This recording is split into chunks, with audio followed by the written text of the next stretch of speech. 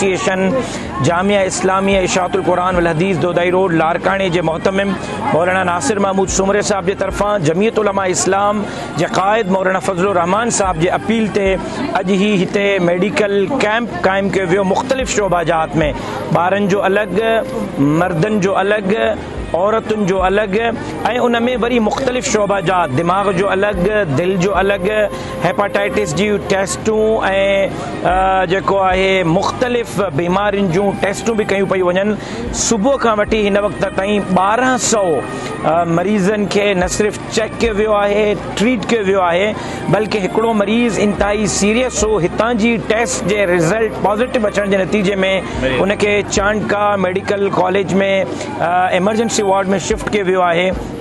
1200 हिते मरीज़नि खे फ्री ऑफ कॉस्ट न सिर्फ़ु चेक कयो वियो आहे बल्कि उन्हनि खे 100% मेडिकल जेका डॉक्टरनि उन्हनि जी मेडिसिन लिखी आहे उहा बि फ्राहम कई वई आहे।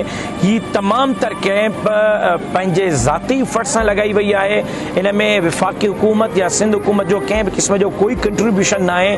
उन्हनि जे कंट्रीब्यूशन खां बग़ैर मां सम्झां थो लारकाने ज़िले में फ्लड रिलीफ मूवमेंट्स में ही सभ खां वॾे में वॾी मेडिकल कैंप आहे।